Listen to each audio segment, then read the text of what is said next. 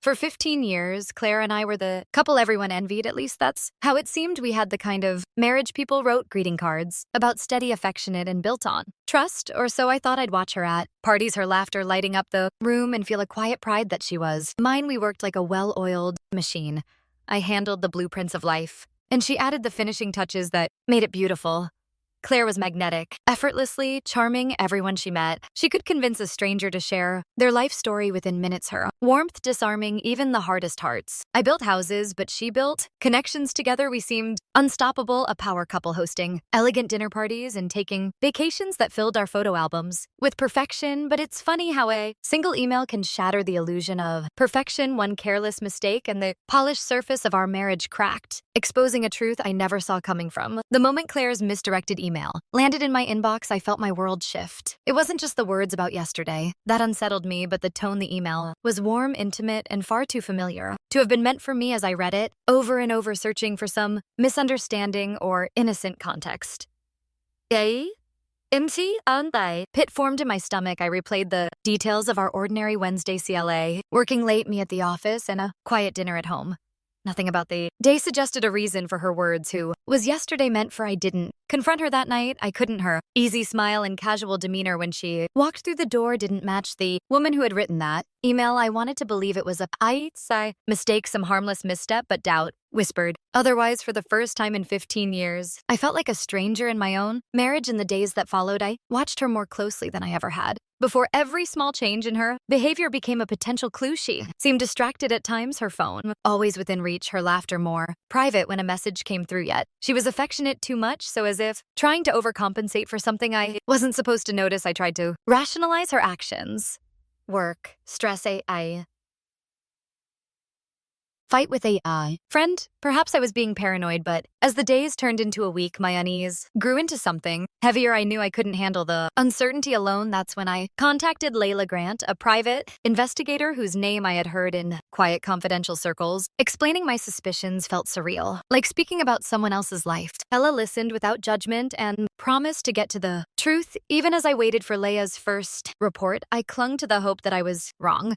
Maybe the email had been some misunderstanding. Maybe Claire would come to me and explain everything, her face lighting up with the warmth I'd known for years. But as each day passed, that hope became harder to hold on to. I wasn't just questioning Claire, I was questioning everything: our marriage, our love, and my ability to trust the woman I had built a life with. The first report from LA arrived on a Thursday afternoon. An unassuming manila envelope slipped discreetly into my hand. I waited until I was alone in my office before opening it, my heart pounding in anticipation and dread. Inside were photos: Claire with a man I didn't recognize sitting across from each other at a small cafe. They weren't holding hands or locked in an embrace, but there was an undeniable intimacy in their body language, the way her head tilted toward him, the slight touch of his hand grazing hers. A second set of photos revealed them entering a boutique hotel on the other side of town, the kind of place designed for discretion. They didn't leave until hours later. I stared at the images, my emotions a volatile mix of heartbreak, and anger. I flipped through them again, hoping to find something, anything that would disprove what my gut already knew. But there was no escaping it. My wife was having an affair. Lila's detailed report confirmed her findings. The man in the photos was Victor Hayes, a successful entrepreneur who frequently worked with Claire on high-profile events. It made sense their paths would have naturally crossed, but this knowledge only deepened my sense of betrayal. Victor wasn't just some stranger. He was a part of the world we shared, someone who knew Claire as a professional and me as her husband. The sheer oddity of their affair, conducted so close to home, left me seething. But even in my anger, I didn't act rashly. My instincts told me that that's it. Confrontation now would lead to nothing but lies, excuses, and denials. I needed more than just the truth. I needed control. I resolved to let the affair continue for a little while longer, using the time to gather more evidence and plan my next steps. As I continued to observe Claire, I became acutely aware of the small deceptions that had become part of her daily life. There were the late-night phone calls she took in another room, the sudden client emergencies that pulled her away from home, and the unexplained absences. Weekends, she was careful, but not careful enough. I could see through her excuses, now each one a thread unraveling the fabric of our life together. Through LLA, I learned that CLA and Victor had been meeting regularly for several months. Their affair wasn't just a fleeting indiscretion. It had roots, a rhythm boutique hotel wasn't the only rendezvous point they frequented out of the way. Restaurants, private parties, and most damningly, a lake house Victor owned a few hours away. Every new revelation was a dagger to my heart, yet it also strengthened my resolve. I began to piece together a timeline noting their patterns and preferences. Wednesdays were a favorite day for them, a midweek escape from their respective lives. Victor's emails to Claire, which I had Lila intercept, were sickeningly sweet-filled with promises and declarations of love. "You're the only thing that makes my life worth living." One read another proposed a weekend getaway at the lake house, a special retreat for just the two of us. Despite my growing anger, I stayed outwardly calm at home. I played the part of the devoted husband, listening to Claire's stories about work, laughing at her jokes, and even planning little surprises to keep her off guard. I wanted her to feel safe, to believe she was outsmarting me. My patience was rewarded one night when she left her phone unattended. A quick glance confirmed her next meeting with Victor. A Wednesday lunch at the cafe, followed by an afternoon at the hotel. Armed with this information, I decided it was time to test my influence. On the morning of their planned meeting, I sabotaged Claire's car, loosening a valve in her tire when she discovered the flat. She called me in a panic. "I'm running late for an important meeting," she said, her voice filled with frustration. I played the role of the understanding husband, assuring her I'd come to her rescue. When I arrived, I worked, methodically taking my time to replace the tire while Claire fidgeted beside me. I made polite conversation, asking about her day and commenting on the weather, all while deliberately delaying her. By the time I finished, she was over an hour late for her rendezvous with Victor. As I drove away, I couldn't help but smile, imagining the disappointment on Victor's face as he waited in vain. Over the next few weeks, I continued my quiet campaign of disruption. I canceled their hotel reservations under Victor's name, sent anonymous messages to Victor's wife, hinting at his infidelity, and even arranged for one of their romantic dinners to be interrupted by a fire alarm. Each act of sabotage drove a wedge deeper between them, creating tension and frustration. Their email exchanges, which I now monitored regularly, became increasingly strained. Victor complained about Claire's unreliability, while CLA lamented the growing complications in their affair. "Maybe this is a sign we should stop," she wrote in one message, but Victor, ever persistent, convinced her to give it one more try. As their relationship faltered, I doubled down on my efforts to win Claire back. I planned romantic evenings, cooked her favorite meals, and reminded her of the life we had built together. At times, she seemed genuinely moved, her eyes filled with a mix of guilt and affection, but I knew this wasn't enough. Not yet to truly end her affair, I needed to push her and Victor to the breaking point. The cracks in CLA and Victor's relationship were growing deeper, but I knew I couldn't rely on their frustrations alone to end things. If I wanted to drive a final wedge between them, I needed to escalate my efforts carefully and strategically. My goal wasn't just to disrupt their plans, it was to make their affairs so unbearable that it collapsed under its own weight. At the same time, I would position myself as the perfect husband, a stark contrast to the chaos. Their relationship was becoming. My first step was subtle. I sent an anonymous letter to Victor's wife, Camilla. The letter wasn't explicit, but included just enough detail to arouse suspicion. Description of Victor's favorite cafe, a suggestion that he often spent time there during business meetings, and wines. Sewa. Vague mention of a boutique hotel. I signed it as a concerned friend. Within days, I began seeing the results through the emails I intercepted. Victor mentioned tension at home, complaining that Camilla was asking too many questions. "She's been unusually clingy." Wrote to CLA, "I think she suspects something." Claire, of course, responded with reassurance. "Don't worry." She wrote, "She has no proof, and we're careful." The stress was starting to show. Their next rendezvous was scheduled at the Hyatt Hotel, a more upscale location than their usual boutique haunt. I saw an opportunity to strike. On the morning of their meeting, I called the hotel posing as Victor and canceled the reservation. Then I made my way to the hotel lobby, seating myself inconspicuously with a newspaper and a clear view of the reception desk. Victor and CLA arrived right on time, their faces lighting up with excitement until they were informed that their reservation had been canceled. I watched as Victor argued with the desk clerk, his frustration mounting. The hotel was fully booked due to a conference, leaving them with no alternative. Claire's face flushed with embarrassment and anger as she muttered something to Victor, who tried unsuccessfully to calm her. Moments later, they stormed out of the hotel, their plans for the day completely ruined. That evening, Claire returned home, visibly agitated. I greeted her warmly, offering a glass of wine and a sympathetic ear, but she brushed me off. Retreating to the bedroom later, I overheard her on the phone with Victor. this is getting too complicated. She hissed, I can't keep making excuses for why I'm late or missing. Victor, for his part, seemed more determined than ever, promising her that things would get easier, but I could hear the doubt creeping into Claire's voice. The following week, I took things a step further. I discovered that Victor had booked a private dining room at an exclusive restaurant for Claire's birthday using a burner phone. I called the restaurant an hour before their reservation, claiming to be a fire marshal and reporting a suspected gas leak. The restaurant evacuated just as Claire and Victor arrived, I imagined their faces as they stood outside, watching their romantic evening go up in smoke. Literally, when Claire came home that night, she was visibly deflated. Rough day, I asked, setting her favorite tea on the table. She looked at me, her eyes tired and sight. You have no idea. I didn't press her for details, knowing she wouldn't tell me the truth. Instead, I focused on being the attentive, loving husband she no longer deserved. While their relationship faltered, I ramped up my efforts to win Claire back. I surprised her with thoughtful gestures, flowers delivered to her office, a handwritten note tucked into her briefcase, and even a surprise weekend getaway to a nearby spa. At first, she seemed wary of my sudden displays of affection, but over time she began to respond. She smiled more, lingered longer at the dinner table, and even initiated a few romantic evenings of her own. I played my part perfectly, never hinting that I knew about her affair to Claire. Was simply a husband rediscovering his love for her, reigniting the spark that had dimmed over the years. To me, every tender moment was a calculated move, designed to remind her of what she stood to lose. The turning point came when Victor proposed a weekend at his lake house, just the two of us.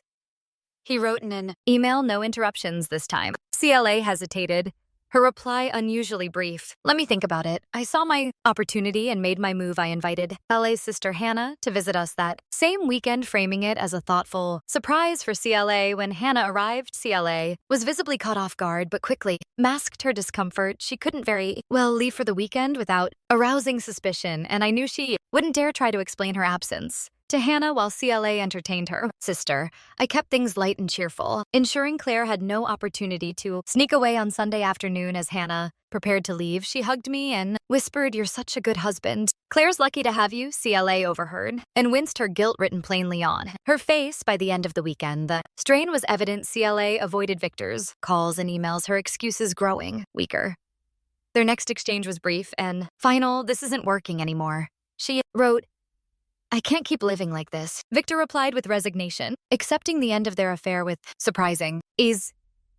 "I guess this is goodbye," he wrote. "Take care." As I read their emails, a sense of triumph washed over me. The affair was over and Claire was mine again, or so she thought. Little did she know the final act of my plan was just beginning. Claire's affair with Victor was over, but the aftermath loomed over her like a storm cloud. She came home the evening after ending things with him, her face pale, her movements tense. She avoided my gaze during dinner, her usual chatter replaced by a heavy silence. I didn't press her, though. Inwardly, I was calculating my next move. The cracks in her composure were clear. Her guilt, her loss, and the weight of her betrayal were beginning to consume her. In the days that followed, Claire's behavior shifted. She seemed both relieved and burdened, as though breaking off. The affair had lifted one weight, but replaced it with another. I often found her staring into space, her eyes distant, as if she were replaying the events in her mind. At night, she would lie next to me, in bed, tossing and turning, her restlessness a testament to her inner turmoil. I played the role of the concerned husband perfectly. "Is everything okay, CLA?" I would ask, my voice filled with gentle concern. She would nod, offering weak excuses about work stress or feeling unwell. I didn't push her, knowing that her guilt was already doing the work for me. Her emails to Victor had ceased, and I saw no signs of her trying to rekindle their relationship, yet the messages she didn't send were just as revealing. She would draft replies, then delete them. "I'm sorry," one read, before it was erased. Another simply said, "I miss," before the words disappeared, replaced by the blank page of her regret. Victor, for his part, had accepted the end of their affair, but not without leaving scars on Claire's life. Through my subtle interference, I had ensured that whispers of their relationship reached their shared professional circles. Clients who once adored began to cancel contracts, citing vague reasons about conflicts of interest. Her reputation, carefully built over years, began to waver at home, reinforced her isolation. Invitations from friends were subtly declined. Social gatherings were kept to a minimum. I framed it as a desire to spend more time together, to reconnect as a couple. "We've been so busy," I told her one evening. "Let's just focus on us for a." While she agreed, too consumed by her own guilt and weariness to question my motives. The emotional strain on Claire grew more evident with each passing day. One evening, I found her in the kitchen, her hands gripping this counter as silent tears rolled down her face. "CLA," I said softly, stepping toward her. She turned, wiping her eyes hastily. "I'm fine," she insisted, her voice. Trembling, I placed a hand on her shoulder, my touch light but firm. You don't have to carry everything alone. Said whatever it is, we can face it. Together, she broke down, then sobbing into my chest, her words tumbling out in fragments. I don't deserve you, I've made so many mistakes. I held her, saying nothing, letting her guilt spill over inside. I felt a grim satisfaction. She was crumbling under the weight of her own choices, and I didn't need to lift a finger to push her further. Despite her emotional collapse, Claire couldn't completely erase Victor. From her life, he lingered like a ghost. ABCD, my presence, she couldn't shake one. Afternoon, while she was out, intercepted a package addressed to her. Inside was a necklace, a small card attached for the memories. I didn't confront her about it. Instead, I quietly disposed of the gift, ensuring it never reached her later. That evening, when she seemed unusually quiet, I asked, did something happen today? She hesitated, then shook her head. No, nothing important. The lie was small but significant. She was trying to move on. Even if part of her still clung to the past, I continued to play the part of the perfect husband, taking every opportunity to remind CLA of the life we had built. Together, I planned weekend getaways, cooked her favorite meals, and filled the house with little surprises. A bouquet of her favorite flowers here, a handwritten note there. Each gesture was calculated to deepen her guilt and solidify my place as the center of her world. At times, she seemed genuinely moved, her eyes softening as she looked at me. You've been so wonderful these past few weeks, she said one evening. I don't deserve you. I smiled, brushing her hair back gently. We've all made mistakes, CLA. I replied, what matters is that we move forward, though. Claire appeared to be falling back into the rhythm of our marriage. I knew better than to believe the facade her guilt was a double-edged sword. It tied her to me, but it also kept her tethered to the memories of her affair. I could see it in the way her eyes occasionally drifted to her phone, the hesitation in her voice when she spoke about work she was trying to move on, but the past still held her in its grip. I bided my time, letting her believe that the worst was behind her. Every moment of her regret, every tear shed in silence was a victory, but I wasn't done. Yet the final act of my plan was approaching, and when it unfolded, Claire would understand the full weight of her betrayal.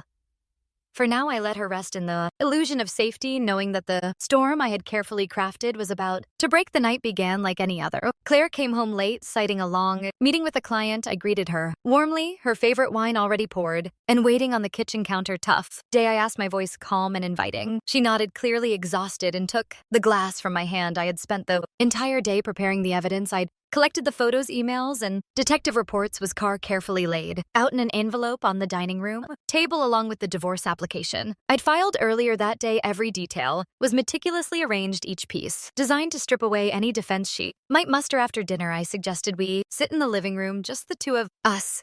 She agreed, oblivious to the storm brewing beneath my composed exterior. I brought the envelope with me, placing it on the coffee table. As I settled into the chair across from her, she didn't notice it at first, too busy recounting her day and sipping her wine. I let her finish, her voice filling the room with mundane details about a client's indecision over floral arrangements. When she finally paused, I leaned forward, my eyes meeting hers. CLA. I said, my tone steady but firm. We need to talk. Her expression shifted, a flicker of uncertainty crossing her face about what she asked, setting her glass passed down. I reached for the envelope, sliding it across the table toward her. About this.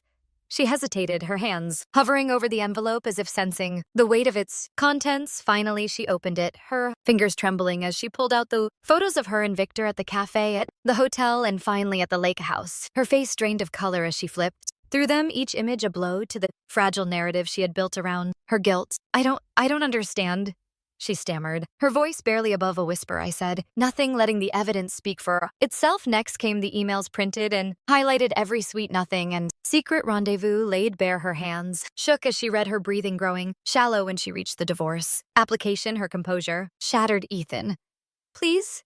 She began, tears streaming down her face. I can explain. No, I interrupted, my voice cold and unwavering. You don't need to explain. I know everything. She stared at me, her eyes wide with panic. But we've been doing so well. I thought we were moving past this. Her voice broke, her words tumbling out in desperation. I ended it with Victor chose you, Ethan. Doesn't that mean anything? I leaned back in my chair, crossing my arms. You didn't choose me, Claire. You chose convenience. You chose to protect your image, your comfort, but you already made your real choice when you decided to betray me.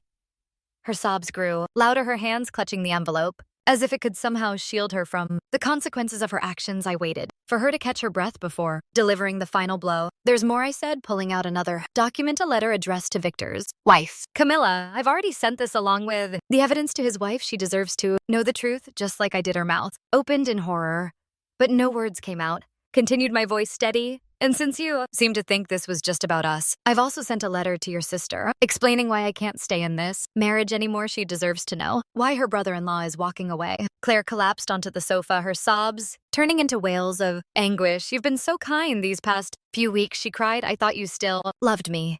I thought we had a chance. Stood towering over her, my voice cutting through her grief like a blade. That's exactly why I did it, Claire. I wanted you to feel what I felt, to believe you had everything only to lose it all. You took away my trust, my peace, my love, and now I'm taking back my dignity. She reached for me, her hands trembling, her voice pleading, please, Ethan, I'll do anything, just don't leave me. I stepped back, shaking my head. It's too late for that. No one dishonors me with impunity. With that, I placed a copy of The Cask of Amonato on the table, the passage about retribution highlighted for her to see. As I left the room, her cries echoed behind me, a haunting reminder of the life we had built and the betrayal that had torn it apart. Didn't look back. The door to our home and our marriage closed behind me with finality. I walked into the night, the cool air washing over me, and for the first time in months, I felt free. Claire had made her choices, and I had made mine. The game was over, and I had won the morning after I walked away from Claire. The house was eerily quiet. I had spent the night in a hotel intentionally, choosing one far from home, and returned, only to collect my belongings. As I stepped into what was once our shared sanctuary, I was struck by how much it still felt like hers, our photos on the walls, her perfume lingering in the air, and the faint remnants of a life we had built together. But that life was gone now, shattered by her choices and sealed by mine. I didn't speak to CLA again after that night, but through mutual acquaintances, I learned of her struggles. The evidence I sent to her sister Hannah and Victor's wife Camilla had the intended effect. Hannah, once her confidant, was furious and distanced herself, telling anyone who would listen about Kala's betrayal. How could you betray Ethan? She reportedly asked during their last conversation. He didn't deserve this. Victor's wife, Camilla, wasted no time. Armed with the evidence, she filed for divorce and demanded a significant share of his assets, including the lake house where so many of their tryst had taken place. Victor predictably tried to downplay the affair, but the photographs and emails spoke louder than his excuses. Their split became a topic of gossip among our social circle, and Claire's name was inevitably tied to the scandal. Music. Professionally, Claire's reputation took a hit. Word spread about her personal life, and clients began pulling out of contracts, unwilling to associate their brands with the drama surrounding her. Her once thriving business began to crumble, and she struggled to find new clients willing to take a chance on her. For me, life became about rebuilding. The divorce finalized swiftly, thanks to the overwhelming evidence, gave me closure, but also left me with a lingering sense of emptiness. I took time off from work, traveling to places I had always dreamed of visiting, but never made time for. The beaches of Santorini, the mountains of Patagonia, and the bustling streets of Tokyo became my escape. Each destination a reminder that life existed beyond the pain Claire had caused. During these travels, I found myself reflecting on the choices I had made, not just Claire's betrayal, but my response to it. I felt no guilt for my actions. Everything I did was calculated, necessary, yet I couldn't ignore the emotional toll it had taken on me. Revenge, no matter how justified, came at the cost. I had won, but at what price? Months after the divorce, Claire attempted to reach out. She sent a handwritten letter, delivered to my office, begging for forgiveness. I was stupid, she wrote. I made the worst mistake of my life, and I'll never stop regretting it. Please, Ethan, give me a chance to make things right. I read the letter twice before placing it in my desk drawer. I didn't respond. There was nothing left to say. Forgiveness wasn't something I could offer, not now, and maybe not ever. As the months turned into a year, I began to rebuild my life in earnest. I reconnected with old friends, strengthened my relationship with my family, and even explored the possibility of dating again. At first, the idea of opening my heart to someone felt impossible, but with time, I realized that not every relationship was doomed to fail. Slowly, cautiously, I allowed myself to hope again. One evening, while attending a gallery opening with a colleague, I met Emma, an art curator with a sharp wit and an infectious laugh. We struck up a conversation about the exhibit, and for the first time in a long time, I felt a spark. Over the next few months, Emma and I grew closer. Her warmth and sincerity, a stark contrast to the lies and betrayal I had endured with Claire. She knew about my past, at least the parts I chose to share, and never pushed for more than I was ready to give. With her, I found a sense of peace, Hadn't realized I was searching for. Looking back, I couldn't deny the satisfaction in executing my plan and reclaiming my dignity and exposing the truth, but I also recognized the cost of holding on to anger. The weeks I spent dismantling Kale's life were empowering in the moment, but left me emotionally drained. It wasn't until I let go of the need for revenge that I truly began to heal.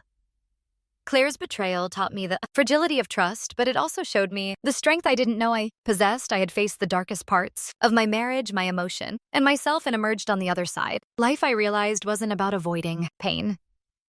It was about how you responded to it, how you rebuilt after everything fell apart. As I sat on the balcony of my new apartment, watching the sun dip below the horizon, I felt a quiet sense of closure. The chapter with CLA was over, and while it had been marked by betrayal and heartbreak, it had also led me to a place of clarity and renewal. For the first time in years, I allowed myself to believe in the possibility of happiness again. The past was behind me, and the future, though uncertain, felt like a blank canvas waiting to be painted.